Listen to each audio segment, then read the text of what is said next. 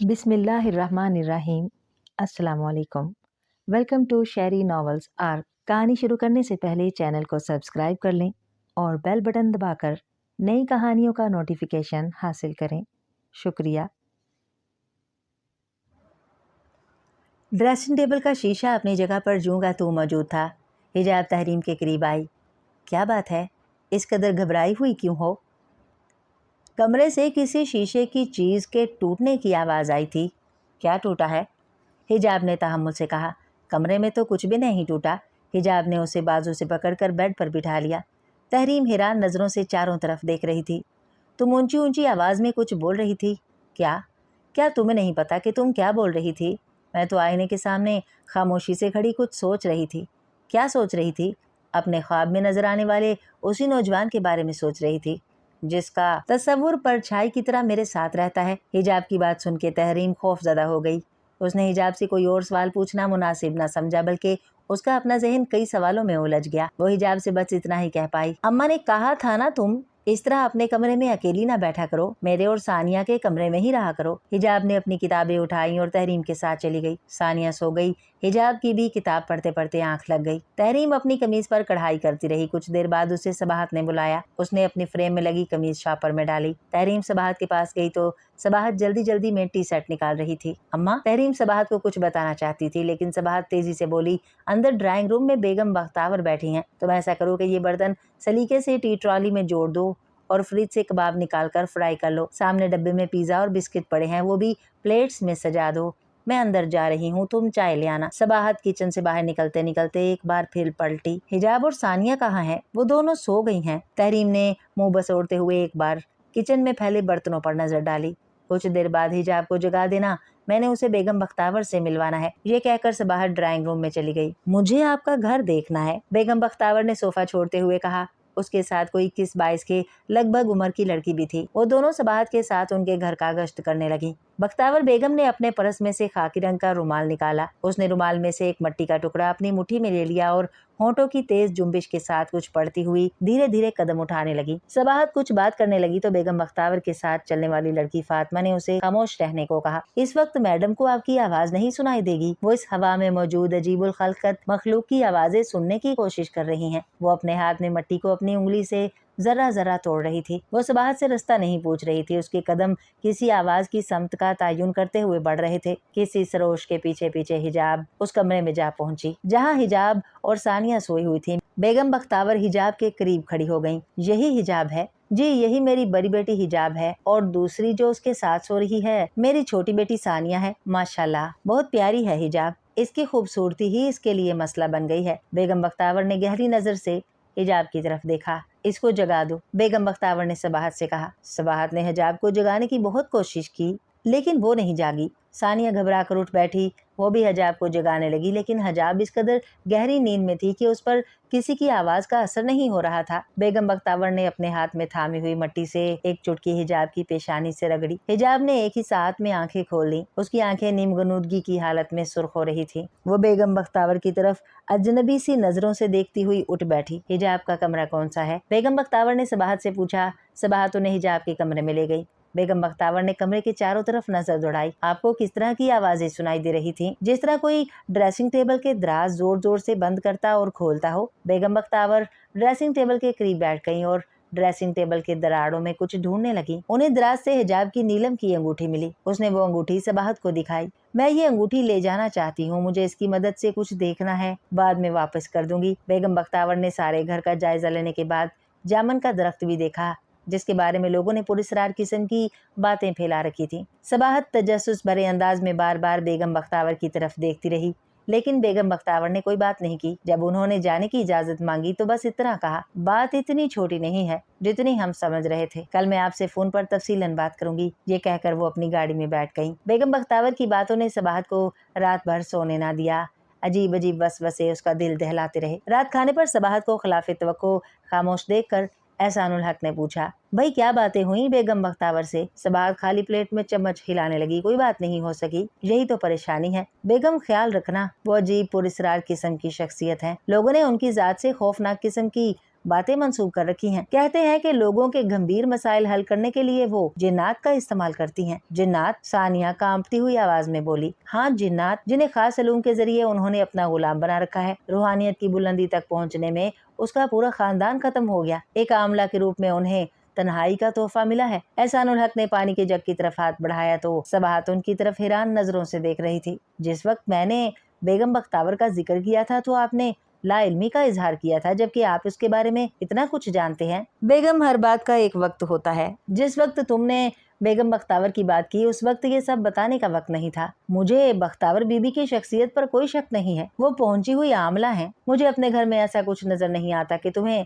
बख्तावर बीबी को घर बुलाना पड़ा है। मैंने जो कुछ किया है सोच समझ के किया है। ये कहकर सबाहत ने गुफ्तगू का मौजू बदल दिया। दोपहर 1 बजे जब सबाहत किचन में कुकिंग में मसरूफ थी, बख्तावर बीबी का फोन आया। सबाहत ने चूल्हा बंद कर दिया और फोन लेकर बैठ गई। आप इतनी जल्दी चली गईं? आपने तो हमें किसी खातिर का मौका नहीं दिया, सबाहत ने बख्तावर बीबी से कहा। मैं ऐसे मसलों में किसी के घर कुछ नहीं खाती। खैर, तुम्हारे लिए अच्छी खबर नहीं है। कैसी खबर? सबाहत की सांस फूल गई। तुम्हारे घर के नजदीक जो खजूर का दरख्त है उस पर एक नौजवाना सेब का साया है। वो दरख्त उसकी आमाजगाह है। हिजाब की अंगूठी के नीलम में उसका लम्स है। वो हिजाब के आसपास होता है तो उसकी सांसों से भी करीब हो जाता है, और जब हिजाब सोती है तो उसके लाशऊर में जाके उससे रूहानी तौर पर मिलता है। उनकी इस कुर्बत से उनके बीच बेनाम सा नाता बन गया है। हिजाब उसे नहीं जानती, लेकिन हिजाब के एहसासात में वो कहीं न कहीं होता है। सबाहत के तो होश उड़ गए। बख्तावर बीबी, आप कैसी बातें कर रही हैं?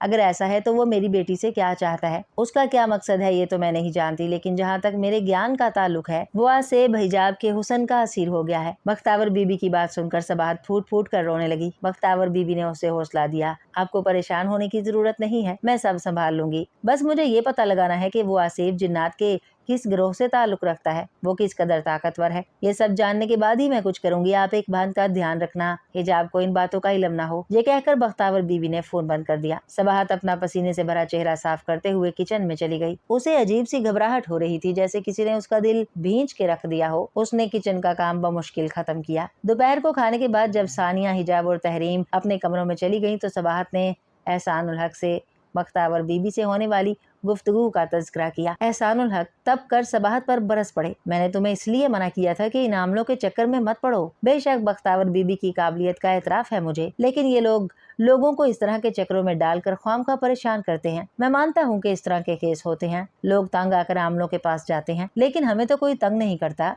मेरी बेटी हिजाब बिल्कुल ठीक है, कोई जरूरत नहीं है दोबारा बख्तावर बीबी से मिलने की। एहसानुल हक को गुस्से में देखकर सबाहत खामोश हो गई, लेकिन एहसानुल हक से बात करके उसके दिल का बोझ मजीद बढ़ गया। रात को उसने मुनासिब मौका देखकर एहसानुल हक से बात की। आपकी बात अपनी जगह दुरुस्त है, लेकिन एक माँ हूँ। माँ का दिल बच्चों के सीनों में धड़कता है। बच्चों का दिल घबराए तो माँ का दिल बैठ जाता है। अगर आप मुझे हिजाब के इलाज से रोकेंगे तो मेरी परेशानी बढ़ जाएगी। मैं हिजाब के साथ ज्यादा वक्त गुजारती हूँ। मुझे बख्तावर बीबी की बातों में सच्चाई नजर आती है, लेकिन मेरी बेटी को कोई नुकसान नहीं पहुँचना चाहिए। अगर मैं कोई ऐसी बात महसूस करूंगा तो फिर मैंने तुम्हारी एक नहीं सुननी। आप बेफिक्र रहें, बख्तावर बीबी ऐसी आमला नहीं है जो इस तरह के हथकंडे इस्तेमाल करे। उनके इलाज का तरीका अलहदा है, बस आप वहम न करें। सबाहत ने एहसानुल हक को कायल कर लिया। उसने हिजाब की हर हरकत पर नजर रखना शुरू कर दी। अगले रोज सबाहत ने बख्तावर बीबी को फोन किया। जो खबर उसी मिली उससे वो लर्ज कर रह गई। फोन पर फातिमा ने बताया कि बख्तावर बीबी का एक्सीडेंट हो गया है और वो अस्पताल में जिंदगी और मौत की कशमकश में है।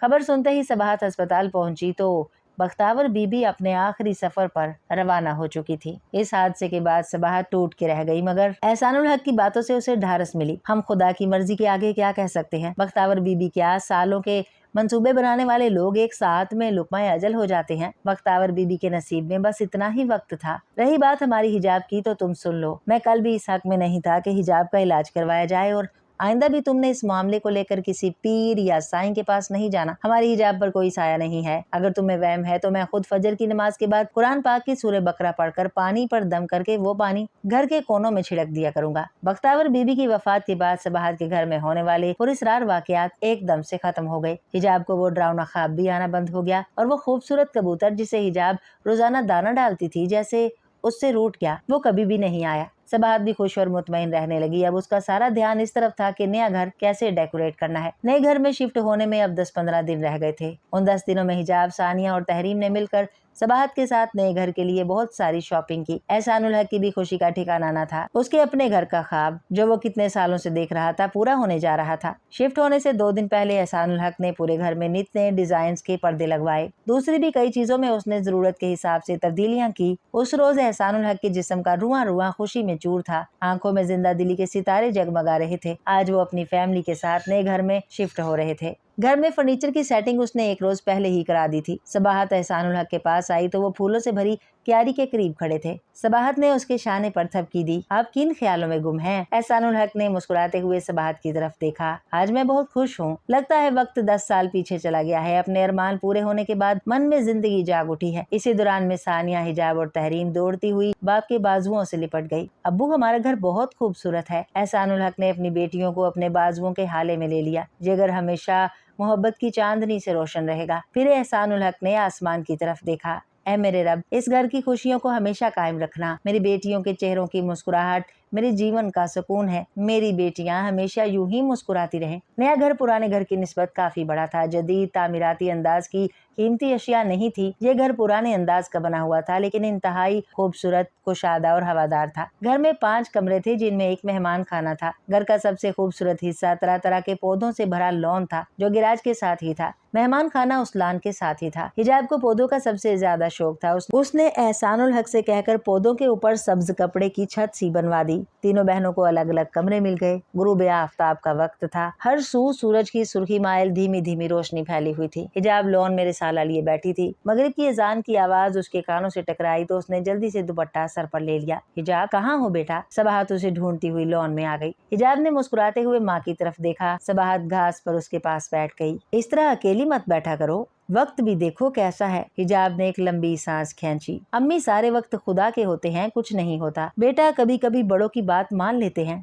सबाहत की इस बात पर हिजाब ने उसका हाथ पकड़ लिया। आपका हुक्म तो सर आंखों पर। मुझे वैसे ही तन्हाई में बैठना अच्छा लगता है। अम्मी, एक अजीब सा एहसास है। मुझे वो एहसास लफ्जों में बयान करना मुश्किल लगता है। कैसा एहसास? सबाहत ने पूछा। मैं जब भी तन्हा होती हूँ तो यूँ लगता है जैसे कोई मेरे साथ है, बहुत करीब। लेकिन जब मैं बात सोचती हूँ तो अक्सर किताबों में पढ़ा है कि जब हम तन्हा होते हैं उन लम्हों में हम अपने आप से मिलते हैं और अपने किसी के करीब होने का एहसास हमारे अपनी ही जात का कोई रूप होता है जो हम किलाम करना चाहता है। मेरा भी अपने करीब किसी को महसूस करना मेरा वहम ही होगा। मैं ठीक कह रही हूँ ना? हिजाब की बात सुन के सबाहत कहीं खो गई। हिजाब के दोबारा बुलाने पर वो बौखलाहट में बोली, हाँ, तुम्हारा वहम होगा। अपनी दोनों बहनों के साथ वक्त गुजारा करो। मुझे तुम्हारी फिक्र होती है। आप मेरी फिक्र ना किया करें। हिजाब ने सबाहत की गोद में सर रख दिया। सबाहत हिजाब के बाल सहलाने लगी। बेगम, आओ, बाहर जाके थोड़ी चहलकदमी कर लें। रात के खाने के बाद एहसानुल हक ने सबाहत से कहा। इससे पहले कि सबाहत कोई जवाब देती, तीनों बेटियां दौड़ती हुई एहसानुल हक के पास आईं। अबू, हम चलते हैं आपके साथ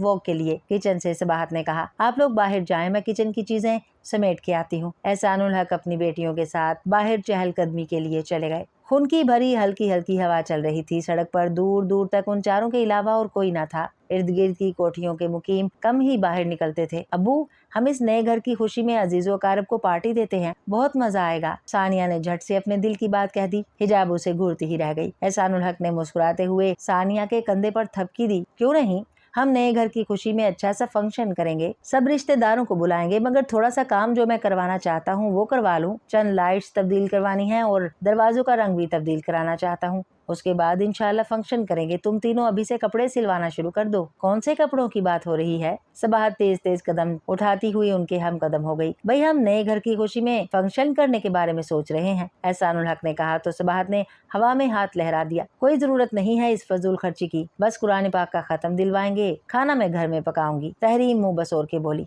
लो जी, सारा प्रोग्राम चौपट। कोई प्रोग्राम चौपट नहीं होगा। इस बार आपकी अम्मी की कोई कंजूसी नहीं चलेगी। जैसा मेरी बेटियां चाहेंगी वैसा ही होगा। सबाहत भी मुस्कुरा दी। ठीक है, अगर आप सबकी यही मर्जी है तो मैं मना नहीं करूंगी, लेकिन फिर भी कहूंगी कि सादगी अच्छी चीज है। इस बार एहसानुल हक बेगम के करीब आ गए। आपकी इन्हीं बातों की वजह से आज हम अपना घर बनाने के काबिल हुए हैं। सबाहत ने आसमान की तरफ देखा। ये सब उस परवरदिगार का करम है। खुदा हमारी इन खुशियों को कायम रखे। सबाहत हिजाब के धुले हुए कपड़े उसकी वार्डरोब में रखने के लिए उसके कमरे में आई। हिजाब अपना ज्वेलरी बक्स लेकर बैठी हुई थी। हिजाब उसके कपड़े अलमारी में रखने लगी। हिजाब, इतनी बड़ी हो गई हो, अपने कपड़े खुद तय करके अलमारी में रखा करो। हिजाब को जैसे कुछ सुनाई नहीं दे रहा था। वो तो पागलों की तरह ज्वेलरी बॉक्स में कुछ ढूंढ रही थी। सबाहत ने उसे इस तरह परेशान देखा तो पूछने लगी, क्या ढूंढ रही हो? हिजाब ने भवें सुकेड़ते हुए माँ की तरफ देखा। मेरी अंगूठी नहीं मिल रही जिसमें नीलम जड़ा हुआ था। सबाहत ने होंठों को भेजते हुए दूसरी तरफ मुंह कर लिया। वो मन ही मन में सोचने लगी, वो अंगूठी तुम्हें कैसे मिलेगी? वो तो मैंने बख्तावर बीबी को दे दी थी। अचानक हिजाब की खुशी से झूमती हुई आवाज सबाहत के कानों से टकराई। मिल गई मेरी अंगूठी, ये तो मेरे पाँव के पास पड़ी थी, शायद ज्वेलरी बॉक्स से गिर गई हो। सबाहत के पूरे जिस्म में झुरझुरी दौड़ गई। ये कैसे हो सकता है? ये अंगूठी तो बख्तावर बीबी के पास थी। उनकी वफात के बाद तो मैं उनकी कोठी में नहीं गई और ना ही कोई उनकी कोठी से आया। कहीं वो आसेब इस घर में भी? अचानक सानिया की आवाज पर सबाहत ख्याल से चौंक गई। शाम के वक्त मुतालिया के लिए तीनों बहनें लॉन में बैठ गईं। हिजाब 13वीं जमात में थी, इसलिए वो सानिया और तहरीम को खुद ही पढ़ा लेती थी। सानिया 11वीं जमात में थी और तहरीम 9वीं जमात की तालबा थी। तीनों ने ही आर्ट्स के मज़ामीन का इंतखाब किया था। उनका साइंस सब्जेक्ट की तरफ रुझान नहीं था, इसलिए हिजाब को उन्हें पढ़ाने में दिक्कत महसूस नहीं होती थी। सानिया को न जाने अचानक से क्या ख्याल आया, वो खाली सफ़े पर पेंसिल घुमाते हुए हसरत से बोली, काश हमारा भी कोई भाई होता। अब्बा जान किस कदर पूरे एतमाद होते अगर हम तीनों में से कोई एक बेटी के बजाय बेटा होता। अभी भी तो अब्बा जान पूरे एतमाद हैं। हिजाब ने सानिया की तरफ देखते हुए कहा। सानिया इंतहाई संजीदा हो गई। उनकी जात में एक अजीब सा खला है। हिजाब ने किताब बंद कर दी और सानिया का हाथ थाम कर बोली, मेरी एक बात हमेशा याद रखना, जिंदगी में किसी भी चीज की कमी उस वक्त तक महरूमी नहीं बनती जब तक हम उसे महरूमी ना समझे। वक्त आने पर हम भी बेटों की तरह अब्बा जान की जिम्मेदारियां बांट सकते हैं। सबाहत जो गुलचीन के पौधे के करीब खड़ी बेटियों की बातें सुन रही थी, मुस्कुराते हुए हिजाब के पास बैठ गई। हिजाब तो मेरा बड़ा बेटा है। हिजाब ने माँ के गले में बाहें हायल कर दी। सबाहत हिजाब के बाल सहलाने लगी। जिसकी इतनी समझदार बेटी हो उसे हालात के उतार चढ़ाव का कैसा गम। बस अपने वालिदैन की एक ख्वाहिश तुम तीनों बेटियों ने पूरी करनी है। कौन सी ख्वाहिश? सानिया और तहरीम भी माँ के करीब होके बैठ गईं। सबाहत ने इंतहाई प्यार से बेटियों की तरफ देखा। दिल लगाकर पढ़ना है मुझे और अपने आप को अपने पैरों पर खड़ा होके दिखाना है। हम चाहते हैं कि हमारी बेटियों को कामयाब करने के बाद ब्याहें। सबाहत सुबह उठी, उसने हस्बे मामूल नाश्ता तैयार किया, बेटियों को जगाया। उसने एहसानुल हक को 2-3 मरतबा जगाया, लेकिन वो जैसे जागने पर आमादा नहीं था। सबाहत सारे काम छोड़कर उसके पास बैठ गई।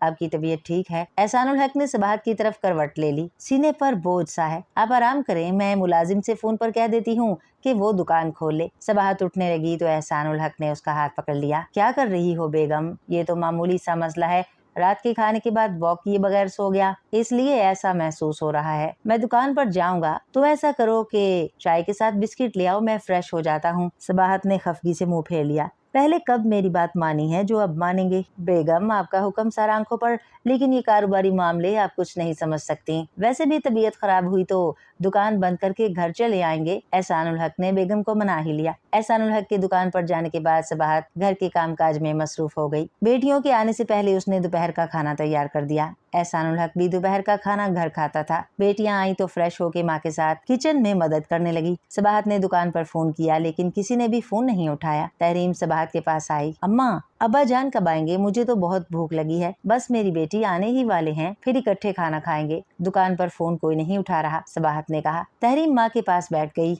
रश होगा दुकान पर, आप कुछ देर बाद फोन कर लेना, शायद उठा लें। सबाहत ने कुछ देर के बाद 3-4 मरतबा फोन किया, लेकिन किसी ने फोन नहीं उठाया। वो मोबाइल पर भी कोशिश करती रही, लेकिन मोबाइल भी ऑफ था। हिजाब और सानिया भी सबाहत के पास बैठी हुई थी। सबाहत ने हिजाब से कहा, तुम बहनों को खाना खिला दो, लगता है कि तुम्हारे अब्बा जान ज्यादा मसरूफ हैं। नहीं, अभी हमें भूख नहीं है, हम अब्बा जान के साथ ही खाना खाएंगे, हिजाब ने कहा। सबाहत ने तहरीम की तरफ देखा। तहरीम को भूख लगी है, उसे खाना डाल दो। तहरीम ने हिजाब और सानिया की तरफ देखा। अगर ये दोनों खाना नहीं खा रही तो फिर मुझे भी भूख नहीं है। तहरीम ने सर झटक दिया। अगर कुछ देर तक राब्ता ना हुआ तो मैं खुद जाऊंगी। ये कहकर सबाहत टेलीफोन के पास से उठने लगी तो टेलीफोन की बेल हुई। उसने फोन उठाया तो किसी के पहले फिक्र ने ही उसकी दुनिया उजाड़ दी। एक ही साथ में वो बेसाहिबान हो गई थी। एहसानुल हक साहब का इंतकाल हो गया है। इस फिक्रे के बाद बाकी बात वो सुन न सकी। उसके हलक से चीख निकली और रिसीवर हाथ से छूट गया। हिजाब ने जल्दी से रिसीवर उठाया तो कोई कह रहा था, हम थोड़ी ही देर में एम्बुलेंस में मैयत घर ला रहे हैं। जिसके साथ ही फोन बंद हो गया। हिजाब का दिल डूबने लगा। उसने अम्मा की तरफ देखा जो एक कोने में बैठी बिलक बिलक के रो रही थी। हिजाब सबाहत के पास बैठ गई। अम्मा, टेलीफोन पर वो शख्स किसकी बात कर रहा था? किसकी मैयत वो घर ला रहे हैं? हिजाब के सवाल पर सबाहत और ऊंचा ऊंचा रोने लगी। उसकी ठोड़ी और होंठ इस तरह कांप रहे थे कि वो कुछ बोल नहीं पा रही थी। इतनी देर में एम्बुलेंस की आवाज उसके कानों से टकराई। तीनों बहनें गेट की तरफ दौड़ी। कुछ लोगों ने एम्बुलेंस से मैयत निकाली और उसे लॉन में रख दिया। लाश के ऊपर सर से पांव तक सफेद कपड़ा था। सबाहत भी दौड़ती हुई चारपाई के पास आ गई। एहसानुल हक के कुछ करीबी दोस्त मुतासफाना अंदाज में सर झुकाए चारपाई के करीब खड़े थे। हिजाब उनके करीब आई। अंकल, ये किसकी लाश है? उस शख्स ने भीगी हुई आंखों से हिजाब की तरफ देखा और फिर आगे बढ़कर लाश के चेहरे से कपड़ा हटा दिया। माँ बेटियों की दर्द से भरी चीखें फिजा में गूंज उठी। एहसानुल हक नए घर की खुशी में रिश्तेदारों को बुलाना चाहते थे। उसकी बरादरी इकट्ठी भी हुई तो किस मौके पर सब रिश्तेदार फर्जी रसूमात अदा करके चलते बने। इस मतलब परस्त दुनिया में सबाहत और उसकी बेटियां तनहा रह गईं। बहुत अरसा माँ बेटियां गमों के अंधेरों में डूबी रहीं, मगर जिन जख्मों को ढारस का मरहम न मिले, ऐसे जख्मों को वक्त ही बढ़ता है। उन्हें भी तनहा जीने के ढंग आ गए। उनकी आंखों में चमकते ख्वाब नाउमीदी की बंद गली में दम तोड़ गए। हिजाब ने ग्रेजुएशन के बाद एक सरकारी स्कूल में टीचर की मुलाजमत कर ली। एहसानुल हक का जनरल स्टोर एक सेल्समैन चला रहा था, जिससे सबाहत बाकायदा हिसाब ले लेती थी। दुकान की आमदनी बहुत कम रह गई थी। दुकान का सेल्समैन अपनी जेब गर्म करने के चक्कर में लगा रहता था और सबाहत को यही सुनने को मिलता, दुकान घाटे में जा रही है। सबाहत ने 2 सालों में 10 साल की मुसाफत तय कर ली थी। वो बहुत जल्दी बूढ़ी हो गई थी। हिजाब घर आई तो वो काफी खुश थी। आज यकम थी, उसे स्कूल से तनख्वाह मिली थी। हर यकम को उसका चेहरा ऐसे ही खिल उठता और जब महीने का आखिर होता तो अखराजात की परेशानी उसका चेहरा अफसुर्दा और आंखें वीरान कर जाती। वो खोई खोई घर के कभी किसी कोने में और कभी किसी कोने में बैठी रहती। सानिया और तहरीम कॉलेज से काफी देर पहले की आई हुई थी। हिजाब आपी, हम तुम्हारा कब से इंतजार कर रहे थे। इतनी जोर की भूख लगी हुई है, आज इतनी देर से क्यों आई हो? तहरीम ने चेयर पर बैठते हुए कहा। हिजाब भी फ्रेश होके खाने के टेबल के पास आकर बैठ गई। आइंदा तुम मेरा इंतजार मत करना, खाना खा लिया करना। मैंने 4 ट्यूशंस ली हैं जो मैं ओवर टाइम में स्कूल में ही पढ़ाया करूंगी।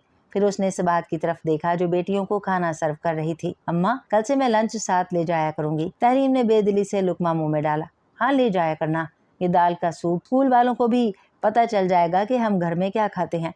हिजाब ने गुस्से से तहरीम की तरफ देखा। हमें लोगों से क्या लेना, शुक्र करो कि भूखे नहीं सोते। तहरीम ने खाना छोड़ दिया। खाने से ज्यादा मैं रोज के इन लेक्चरों से तंग आ गई हूँ। हिजाब ने सबाहत की तरफ देखा जिसके चेहरे पर ऐसी ही खामोशी ठहर गई थी जैसी खौफनाक तूफान के बाद साएं साएं करती हुई बर्बादी की दास्तान सुनाती है। हिजाब अपने होंठों को भेजती हुई न जाने कितनी बातें मन में दबाए अपने कमरे में चली गई। सबाहत हिजाब के पीछे पीछे उसके कमरे में आ गई। उसके हाथ में हिजाब के लिए खाना था। वो हिजाब के पास बैठी तो हिजाब ने अपने आंसुओं से भरी आंखें छुपाने के लिए दूसरी तरफ मुंह कर लिया। सबाहत ने हिजाब का चेहरा अपनी तरफ मोड़ लिया। खाना खा लो मेरी बेटी, तुम्हारी माँ के पास अपनी बेटियों के अलावा और कौन सी खुशियां हैं। अगर तुम इस तरह आंसू बहाओगी तो तुम्हारी माँ कैसे जिएगी। तहरीम की बातों को दिल पर मत लिया करो। हालात ने उसे चिड़चिड़ा सा कर दिया है। अपनी ख्वाहिशात मारते मारते इंसान खुश रहना ही भूल जाता है। और तुम हम सबके मसलों में ये क्यों भूल गई है कि तुमने भी अपनी एक दुनिया बसानी है। तुम्हारी शादी की उम्र है। सबाहत हिजाब से कुछ और भी कहना चाहती थी लेकिन हिजाब ने उसे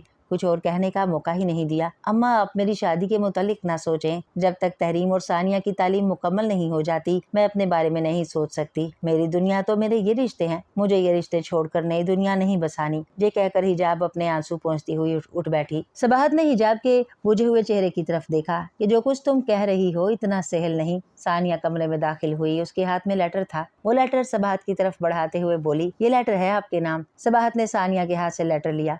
लेटर सबाहत के नाम पर ही था। सबाहत ने लेटर खोला तो उसमें रुका था जिसके साथ एक बंद लिफाफा था। सबाहत लेटर पढ़ने लगी तो हिजाब ने उसके शानों पर हाथ रख लिए। आप भी मेरे साथ खाना खाएं, ये लेटर बाद में पढ़ लेना। हिजाब ने सबाहत के हाथ से लेटर का लिफाफा लेकर मेज पर रख दिया। सबाहत हिजाब के साथ चली गई।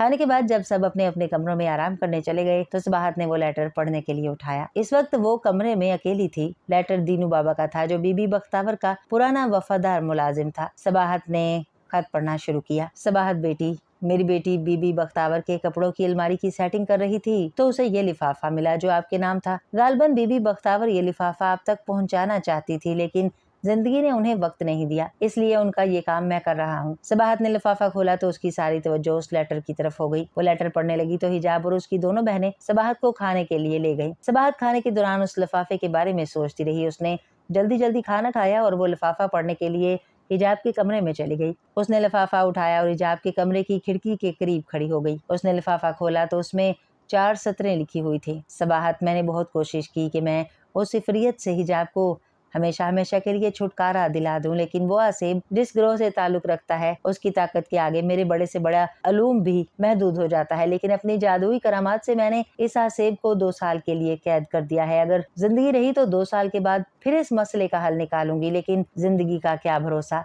तुम्हें खबरदार करना चाहती हूँ कि वो आसेब 2 साल के बाद हिजाब की जिंदगी में वापस आ जाएगा। अल्लाह हाफिज। सबाहत के कांपते हाथों से रुका छूट गया। उसका चेहरा पसीने से शराबूर हो गया। मारे घबराहट के वो लंबे लंबे सांस लेने लगी, क्योंकि वो जानती थी कि 2 साल का अरसा तो पूरा हो गया है। हिजाब कमरे में दाखिल हुई तो सबाहत ने रुके को अपने पाँव से छुपा लिया। हिजाब माँ के करीब आई। अम्मा, क्या बात है? आपकी तबीयत तो ठीक है ना? इस कदर पसीना क्यों आ रहा है? कुछ नहीं बेटा, बस मुझे जरा पानी पिला दो, सबाहत ने कहा। हिजाब पानी लेने के लिए दूसरी तरफ पलटी तो सबाहत ने जल्दी से रुका अपनी मुट्ठी में कस लिया। हिजाब पानी का गिलास लाई। सबाहत ने पानी पिया। नमाज का वक्त हो गया है, मैं जाके नमाज पढ़ती हूँ, ये कहकर सबाहत वहाँ से चली गई। हिजाब भी वजू करके नमाज पढ़ने लगी। नमाज के बाद वो कोई अच्छी सी किताब लेकर बैठ गई। सानिया और तहरीम भी उसके कमरे में आ गई। तहरीम की ये आदत थी, पहले ऐसी बात कह देती जिससे किसी को अजियत होती, बाद में तहरीम अपनी ही कही हुई बात पर पछताती। अभी भी वो खामोशी से तिरछी नजर से हिजाब की तरफ देख रही थी, जो अपनी किताब पढ़ने में मगन थी। तहरीम हिजाब के करीब होकर बैठ गई। आपी सॉरी, मुझे ऐसा नहीं कहना चाहिए था, पता नहीं मुझे अचानक से शदीद गुस्सा आ जाता है।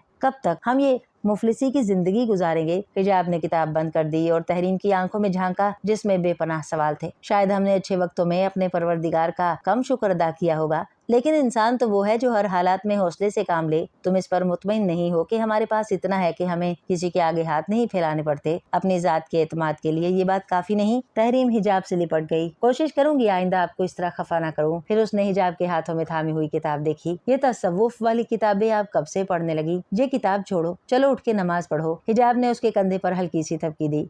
हिजाब फजर की नमाज के लिए उठी तो उसने देखा कि सबाहत के हाथ में पानी का गिलास है और वो घर के कोनों में छिड़क रही है। हिजाब सबाहत के करीब गई तो वो हड़बड़ा गई। कौन? अम्मा, क्या बात है? इस कदर घबराई हुई क्यों है? और ये पानी? सबाहत ने हिजाब की तरफ देखा तो उसकी आंखों के स्याह हल्के बता रहे थे कि वो रात भर नहीं सोई। उसने हिजाब से नजरें चुराते हुए पानी का गिलास मेज पर रख दिया। ये दम किया हुआ पानी है, घर के कोनों में छिड़क रही हूँ ताकि बरकत हो। जैसी आपकी मर्जी, लेकिन मुझे आपकी सेहत ठीक नहीं लग रही। आज मैं आपको डॉक्टर के पास ले जाऊंगी। हिजाब ने माँ के शाने पर सर रख दिया। सबाहत ने हिजाब के सर पर हाथ फेरा। मुझे कुछ नहीं हुआ, बस जरा परेशानी है। मेरी इस बीमारी का हल दवाओं में नहीं, दुआ में है। मैं किसी बुजुर्ग के आस्ताने पर जाना चाहती हूँ। हिजाब ने मुस्कुराते हुए कहा, बस इतनी सी बात, हम कल ही किसी बुजुर्ग की जियारत के लिए जाएंगे। ये कह के हिजाब नमाज के लिए अपने कमरे में चली गई। हिजाब तो अपने कमरे में चली गई, लेकिन सबाहत किसी गहरी सोच में डूब गई। किसी बुजुर्ग के मजार पर जाने की बात पर उसे अपने मरहूम शोहर की बात याद आ गई, जो कहते थे कि जब तक हमें कोई मावराई मखलूक नहीं सताती, हमारी बेटी हिजाब ठीक है तो कोई जरूरत नहीं है इन पीरों के चक्रों में पड़ने की। एहसानुल हक की बात की याद दहानी से सबाहत ने अपने ओहाम को नजरअंदाज करते हुए अपने खौफ को खत्म कर लिया और खुदावंद करीम के हजूर सरबसजूद हो गई। मेरे परवरदिगार, मैं कमजोर और नादान हूँ, मुझे दुरुस्त रास्ते की तरफ रहनुमाई फरमा। बेशक आप ही हमारी हिफाजत करने वाले हैं। हस्बे मामूल हिजाब और सानिया तहरीम नाश्ते के बाद कॉलेज चली गई। हिजाब अपने स्कूल चली गई। हिजाब ने सबाहत की सेहत को मलहूज़े खातिर रखते हुए मुलाजमा का बंदोबस्त कर दिया था। सबाहत घर की चीजें समेटने लगी। इतनी देर में मुलाजमा भी आ गई। सबाहत अपने काम से फारिग होकर टीवी लाउंज में सोफे पर विराजमान हो गई। बाहर बेल हुई तो सबाहत ने उठकर दरवाजा खोला। तू कौन है? जी, आप सबाहत साहिबा हैं? बाहर खड़े हुए वजीह नौजवान ने मौदबाना अंदाज में कहा। जी हाँ, मैं ही सबाहत हूँ। क्या काम है आपको? अंदर आने को नहीं कहेंगी? मुझे आपसे जो काम है वो इस तरह नहीं बताया जा सकता। सबाहत ने उसे सरतापा देखा। वो 6 फुट का खूबसूरत जवान था। उसने सफेद कमीज शलवार पहन रखी थी। बाल घने और स्याह थे, नाक तीखी, आंखें बड़ी और शफाफ, चेहरे की रंगत साफ और मासूमियत ऐसी भला की कि सबाहत को उसे मेहमान खाने में बिठाते हुए एक बार भी नहीं सोचा। दोनों मेहमान खाने में बैठे तो सबाहत ने मुलाजमा से चाय लाने को कहा। आप चाय का तकल्लुफ ना करें, नौजवान ने हिचकिचाते हुए कहा। कुछ नहीं होता बेटा, अब बताओ क्या काम है? सबाहत जल्द ही असल बात की तरफ आ गई। दरअसल मैं आजकल बहुत परेशान हूँ और आप ही मेरी मदद कर सकती हैं। कैसी मदद? पहले तुम मुझे अपना तारुफ तो कराओ, मैं तुम्हें जानती तक नहीं। सबाहत ने बेगानी नजरों से नौजवान की तरफ देखा। मेरा नाम अजहाद है, मैं इस शहर के करीबी गांव का रहने वाला हूँ। किसी काम के सिलसिले में इस शहर में रहना चाहता हूँ, लेकिन इस वक्त जिस परेशानी की बात मैं कर रहा हूँ वो रहने के लिए ठिकाना है। मुझे कोई मुनासिब रिहाइश नहीं मिल रही। इसी मामले के सिलसिले में मैं आपके पास आया हूँ। मैं कुछ समझी नहीं, इस मामले में मैं तुम्हारी क्या मदद कर सकती हूँ? सबाहत ने चाय नौजवान के आगे रखते हुए कहा। नौजवान, जो अपने हाथों की बेजा हरकत से काफी नर्वस लग रहा था, अपने खुश्क होंठों को भींचते हुए बोला, वो मैं चाहता हूँ कि आप अपने घर का एक कमरा मुझे किराए पर दे दें। सबाहत गुस्से से खड़ी हो गई। तुम्हें किसने कहा कि मैं कमरा किराए पर देना चाहती हूँ?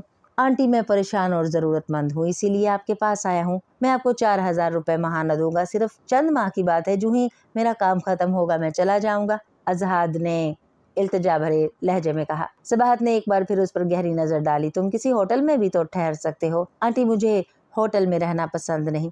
सबाहत उसकी बात सुनकर दोबारा बैठ गई और तहम्मुल से बोली, देखो बेटा, अगर मैं तुम्हारी मजबूरी समझ भी लूँ तो मैं अपनी मजबूरी का क्या करूंगी? आंटी, मैं आपके बेटे जैसा हूँ, आप मुझसे खुल के बात कर लें। अजहाद के लहजे की अपनायत ने सबाहत को मजबूर कर दिया कि वो उससे अपने मन में छुपी बात कह सके। मैं 3 जवान बेटियों की माँ हूँ, वो बेटियां ही मेरी मजबूरियां हैं। मेरा कोई बेटा नहीं, ना ही खावंद का साया है। अगर मैं तुम्हारी परेशानी समझ के तुम्हें कमरा किराए पर दे दूं तो लोग क्या कहेंगे? आंटी, आप मुझे एक बात बताएं, क्या उन लोगों ने जिनकी बातों से आप डर रही हैं कभी आपके दुख बांटे? अजहाद ने पूछा तो सबाहत की आंखें भर आईं। उन लोगों ने हमेशा मेरे गमों का मजाक उड़ाया है। सुख के साथी तो बहुत होते हैं, लेकिन गमों का साथी कोई नहीं होता। मैं यही तो कहना चाहता हूँ कि आप लोगों की बातों की परवाह न करें। आप मुझे बाहर वाला कमरा दे दें जो गेट के साथ है। आप अपनी बेटियों से मशवरा कर लें, मैं कल हाजिर हो जाऊंगा। और ये मेरा एड्रेस है, आप चाहें तो मेरे गाँव किसी को भेज के मेरे बारे में पता करा सकती हैं। सबाहत ने उसके हाथ से कागज ले लिया